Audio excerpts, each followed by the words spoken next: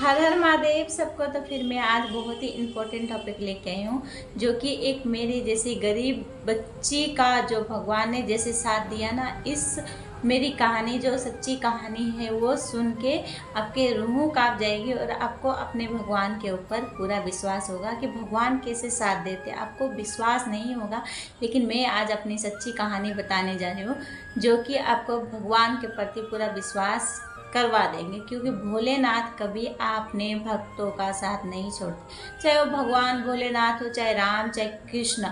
आप जिस भी भगवान के ऊपर विश्वास करते हो, वो भगवान, अगर आप सच्चे दिल से भगवान का नाम जप करते हो, आप लोभी, पापी, क्रोधी, चाहे जैसे भी हो, उनको मायने नहीं रखते। अगर आप झूठा ही सही, अगर थोड़ा सा भी प्यार करते हो भगवान को, तो फिर वो आपको एक दिन सच्चा इंसान बना के ना, वो गलत रास्ते से बाहर निकाल के आपको बिल्कुल शुद्ध कर देंगे। एक साधु संत जैसे आपको बिल्कुल शुद्ध करके आपको रखेंगे। ऐसा नहीं है कि हाँ आप गलत रास्ते में हो, आप गलत रास्ते में हो उसके बाद आप भक्ति कर रहे हो, भजन कर रहे हो, तो भगवान आपको छोड़ देंगे। ऐसा नहीं होता। भगवान क्या करते हैं, अपने भक्त को, अगर झूठा ही सही वो इंसान प्यार करता अपने भक्त, अपने भगवान से, तो वो आपका कभी साथ नहीं छोड़ते। तो मेरा खास टॉपिक मैं यही लेके आई हूँ, क्योंकि मेरा ये असली कहानी है जो कि आप सबके बीच में मैं रखने जा रही हूँ। क्योंकि भगवान एक गरीब बच्चे को भी कैसे उठाते हैं, ये मैं आपको बस बताना चाहती हूँ कि कहाँ से शुरू होती कहानी।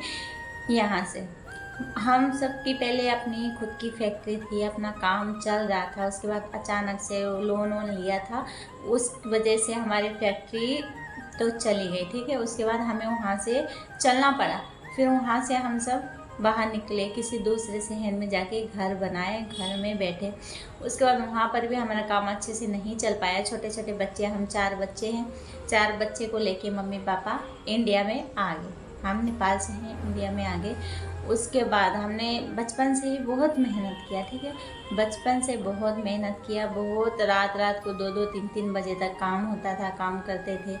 खाने के लिए 2 वक्त की रोटी नहीं थी। एक हमारे घर में ना 10 का दाल खाने के लिए भी पैसा नहीं था, 10 का दाल खाने के लिए पैसा नहीं था।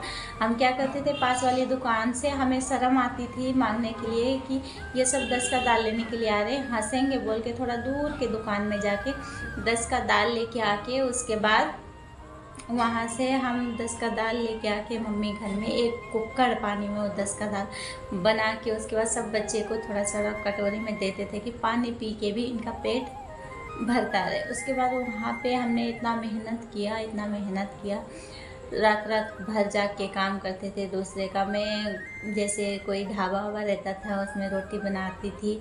मेरे साथ में 2-3 लेडीज़ भी थी, लेकिन वो बड़ी बड़ी थी, मैं छोटी थी तब छोटी थी। रोटी बनाती 12-1 बजे तक, कोई कैसा आता, कोई कैसा आता, कोई कुछ बोलता। बहुत तकलीफ़ था ज़िंदगी में। ठीक है, उसके बाद वहाँ से फिर हम इधर दूसरी जगह शिफ्ट हो गए। वहाँ पे दिल्ली था, दिल्ली जैसे शहर में हम सब छोटे छोटे लोग ऐसे काम नहीं कर सकते।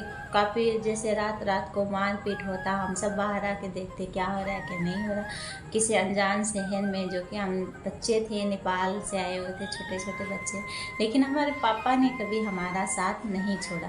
उसके बाद इधर आए, शिफ्ट हुए, उसके बाद काम वाम करने लगे। महीने का 3500-3000। अब जो गवाह रहता, हम सब पढ़े लिखे नहीं हैं इतना, 10वीं पास हैं, तो फिर 10वीं पास में इंसान क्या कुछ कर लेता, कुछ नहीं कर पाता है। उसके बाद 3500-4000 की नौकरी करते, फिर खाते बैठते, ऐसे करते करते 2-4 साल निकल गया। मेन स्टोरी शुरू होती है यहाँ से, जब मेरी मम्मी को पता चला कि हाँ इनको कैंसर है। उसके बाद हमारे हाथ में कुछ भी नहीं था। डॉक्टर के पास गए, डॉक्टर ने बोला कि अब आपकी मम्मी को ज़्यादा टाइम नहीं लगेगा, आप जाओ, आप जाओ, घर पे जाओ। उसके बाद घर पे जाओ, जितना दिन खाएंगे पिएंगे, खिलाओ पिलाओ, उसके बाद आराम से घर पे रखो, आपकी औकात से बाहर है। क्योंकि हम डॉक्टर जैसे इंसान इस बीमारी से हार जाते हैं, तो फिर आप तो बहुत छोटे हो, 300-400 महीने, मतलब 300-400 एक दिन का कमा के आप क्या ही कर सकोगे, आप कुछ नहीं कर सकते। इसीलिए आप चुपचाप आराम से जाओ, उसके बाद जो खाना चाहते खाओ, फिर आओ।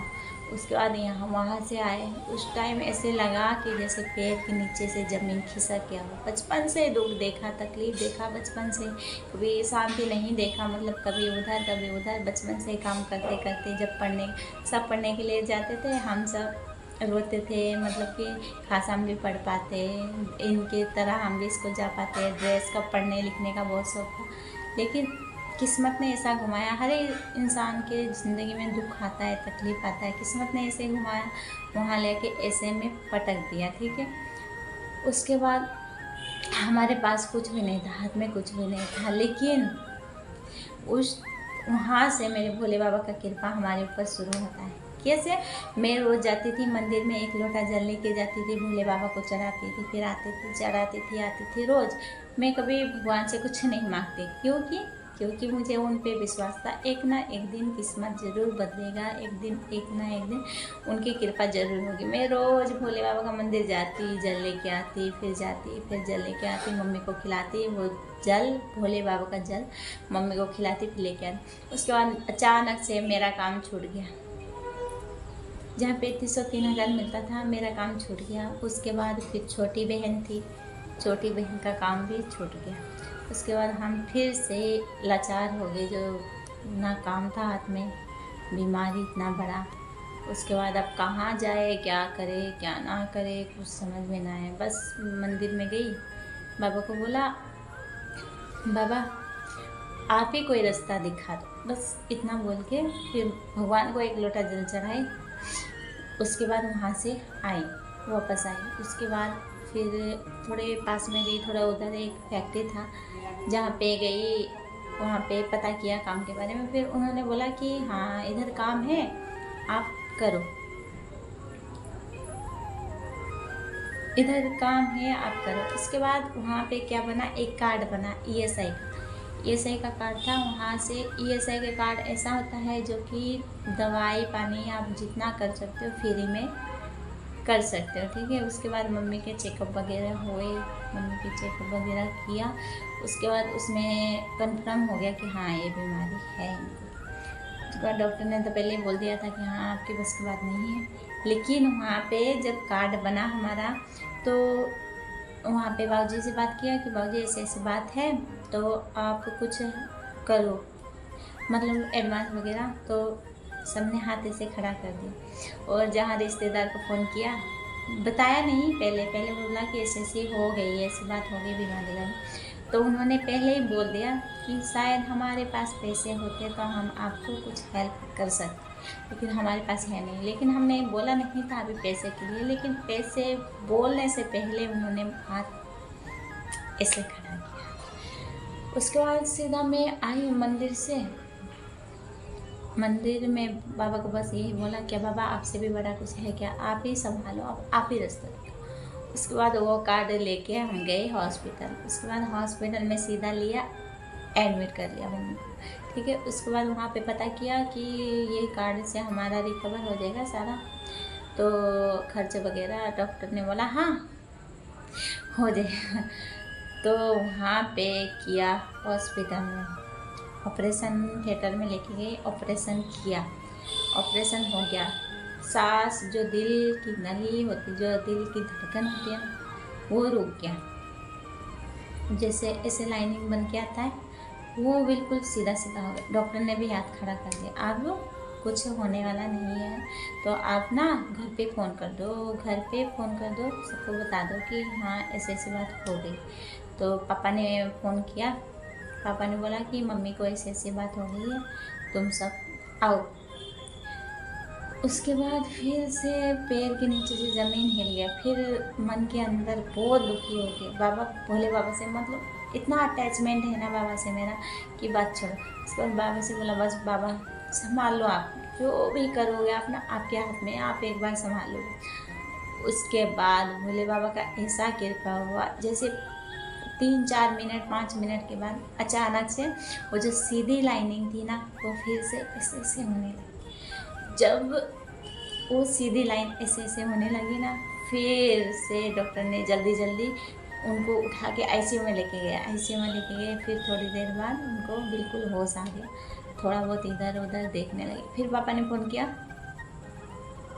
पापा ने फ़ोन किया, पापा बोलते हैं कि अभी मम्मी थोड़ा ठीक है, फिर से आ गए हैं साथ। तो फिर डॉक्टर भी बोला, खुश हो गया। डॉक्टर बोला कि पता नहीं किसकी किस्मत से ना इनको फिर से दूसरी जन्म मिला है, जो कि ये नहीं थे लेकिन इनका फिर से जन्म हुआ। उसके बाद 15-20 दिन आईसीयू में रखा। उसके बाद खाना पीना तो कुछ था नहीं, लिक्विड में रह रहे थे क्योंकि उनका ऑपरेशन था, लिक्विड पे रह रहे थे। उसके बाद फिर काफ़ी मतलब ऐसा नहीं हुआ कि अचानक से ठीक होता है, 3-4 महीने लगे। 3-4 महीने में कम से कम 40-50 लाख की दवाई का खर्च, बिल, बेड खर्च, आईसीयू का खर्च, एक दिन का आईसीयू में 35-40 हज़ार के आसपास एक दिन का खर्चा, जो कि सब कुछ कवर ना वही एक छोटा कार्ड ने किया। वहाँ से काम छूटा, दूसरी जगह लगे, दूसरी जगह पे वहाँ पे कार्ड बन के उसके बाद मेरी मम्मी का इलाज हुआ। और आज फिर 1 महीने, कम से कम 1-1.5 महीने बाद वो घाव अंदर से ना फिर से रिकवर हो। डॉक्टर बोलता है कि ये पूरा गया नहीं, ये पूरा गया नहीं, आपका फिर से दोबारा ऑपरेशन होगा। मेरी मम्मी बिल्कुल पतले हो गए थे। पतले होने की वजह से 35 किलो का वज़न था। 35 किलो, एक हड्डी था बस, मांस एक भी नहीं था, पूरा हड्डी ये सब ऐसे हो गए थे, मतलब हड्डी बिल्कुल थी। उसके बाद फिर से अब ऑपरेशन। डॉक्टर शॉक्ड, हम सब भी शॉक्ड हो गए कि अब फिर से ऑपरेशन हो गया, ये शरीर का क्या होगा। पहले जो 60-65 किलो था, जब पतले हो के अब 35 किलो आ गया, अब फिर से ऑपरेशन होगा तो बिल्कुल इंसान ढल जाए। उसके बाद खर्चा तो चलो, खर्चा ऐसा हुआ कि अगर उसमें से अभी 1 करोड़ की भी दवाई लेंगे ना, फिर भी फ्री में इलाज हो जाएगा। ऐसा कार्ड बस कृपा है भोलेनाथ की, जो कि इसलिए हर एक वीडियो में बोलती हूँ, भोलेनाथ पे विश्वास करो, भोलेनाथ पे विश्वास करो, भोलेनाथ पे विश्वास करो। जिसके घर में 10 का दाल खाने का पैसा नहीं था, उसके घर में 40-40, 50-50 लाख के दवाई का खर्चा, वो सब कुछ मेरे महादेव उठा रहे, और कोई नहीं होता। जिस रिश्तेदार ने ऐसे हाथ खड़ा कर दिया, वो रिश्तेदार इतना पैसा दे पाते कभी नहीं दे। इसलिए अपने भगवान पे हमेशा भरोसा करना चाहिए। उसके बाद 1 महीने बाद हम जब गए, डॉक्टर बोला कि अब 15 दिन बाद आप दोबारा ऑपरेशन के लिए आ जाए। फिर मैं रोज़ मंदिर जाती, बाबा को जल चढ़ाती, बाबा को बोलती बाबा अब आप दवाई दो, बस आप दवाई दो। अगर आपने दवाई दिया ना तो फिर मेरी मम्मी बिल्कुल ठीक हो सकती। उसके बाद रोज़ जाती, जल चढ़ाती, फिर जल लेके आती, मम्मी को पिलाती, और मम्मी को जहाँ पे घाव होता वहाँ पे लगाती।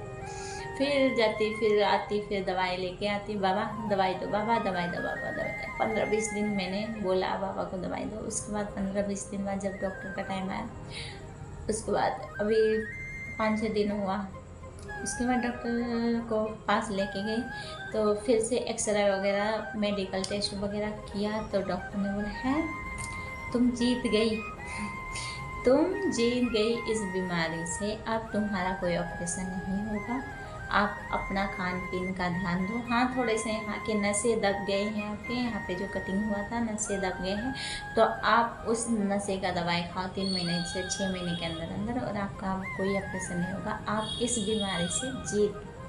और दूसरा डॉक्टर ने बोला था कि कीमोथेरेपी वगैरह, रेडिएशन चलेगा अभी कुछ दिन के लिए, लेकिन कुछ भी नहीं। अभी 5-6 दिन की बात है, डॉक्टर बोला तुम जीत गई, आराम से जाके जो खाना है खाओ, पीना पियो। उसके बाद आप बस 3-6 महीने के बाद चेकअप के लिए आना, 1-2 बार चेकअप होगा आपका, क्योंकि अभी कोई भी नहीं छोटा डॉक्टर, इतनी बड़ी बीमारी लगने के बाद कोई भी डॉक्टर ने ये नहीं बोलता कि अब चेकअप के लिए नहीं आना, चेकअप के लिए आना। उसके बाद जिस डॉक्टर ने बोला था ऑपरेशन होगा आपका 15 दिन बाद, उसी डॉक्टर ने बोला अब तुम जीत गई हो इस बीमारी से, तो फिर आपका दोबारा ऑपरेशन होना ज़रूरी नहीं। देखो, 1 लोटा जल सब समस्या का हल कैसे हुआ, मेरे लाइफ कैसे बिल्कुल चेंज हुआ। आप सबको मैं बस यही बताना चाहती हूँ, इस मेरी रियल घटना के माध्यम से, कि अपने भगवान पे भरोसा रखो, एक दिन सब कुछ ठीक हो जाएगा। उनकी कृपा से ना, आप, मैं बोल रही हूँ, मरा हुआ इंसान भी जिंदा हो सकता है अगर आपके अंदर सच्ची भक्ति है।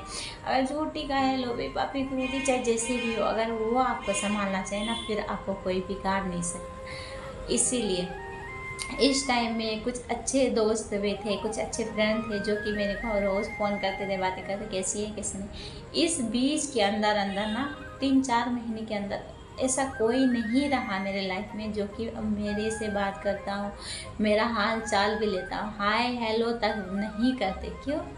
भोले बाबा ने जो भी मतलब के रिश्ते था ना वो सबको छाड़ छाड़ के अलग किए। आज मेरे साथ कौन? एक मेरे बाबा, एक मम्मी पापा, भाई बहन और मैं, बस। बाकी मेरे लाइफ में ऐसा कोई शख्स नहीं, ऐसे इंसान कोई नहीं, ऐसे फ्रेंड कोई नहीं, ऐसे सहेली कोई नहीं, ऐसे रिश्तेदार कोई नहीं जो कि मेरे अपने। सब ने हाथ छोड़ दिया, सब ने हाथ खड़ा कर लिया। उसके बाद ना सब रिश्तेदार ने फ़ोन करना बंद कर दिया। जो दिन में 2-3 बार फ़ोन, हेलो हाय कैसे हो, जो ऐसे करते थे ना, उन्होंने भी फ़ोन करना बंद कर दिया। ऐसा ना कि कहीं पैसे मांग के ये सब अपना अपना पैसा खा ले, बाद में पैसा दे नहीं, क्योंकि इनके पास तो पहले से नहीं है। जो भी कार्य बोलते हैं ना, जिसके पास पैसे रहते हैं उनके लाख रिश्तेदार बनते हैं, जिसके पास पैसे नहीं रहते उनका कोई रिश्तेदार नहीं रहते। इसलिए बोलते हैं भगवान सबको सब कुछ बनाए लेकिन किसी को गरीब ना बनाए। एक गरीब का ना कोई सपना होता है ना कोई अपना। लेकिन अगर विश्वास मेरे भोलेनाथ पे, अगर विश्वास अगर मेरे भगवान पे है ना, वो कभी किसी मोड़ पे भी आपका साथ नहीं छोड़ेंगे। ऐसे ऐसे रास्ता दिखाएंगे ना, आपको एक दिन पूरा विश्वास होगा कि भगवान मेरे साथ है। इसीलिए हर हर महादेव सबको। अगर मेरी स्टोरी आपको अच्छी लगी हो, मेरी लाइफ की स्टोरी अगर आपकी अच्छी लगी हो, तो आज के लिए वीडियो इतना ही। हर हर महादेव जरूर लिखना और अपने भोले बाबा को एक लोटा जल जरूर चलाना। एक दिन आपका एक लोटा जल आपकी पूरी जिंदगी बिल्कुल बदल के रख देगी। ये मेरा आपसे वादा है, भोलेनाथ का भी वादा है। मेरा वादा तो टूट देगा लेकिन भोलेनाथ का वादा आपका कभी नहीं टूटता। ठीक है, आज के लिए इतना ही। चलो हर हर महादेव सबको।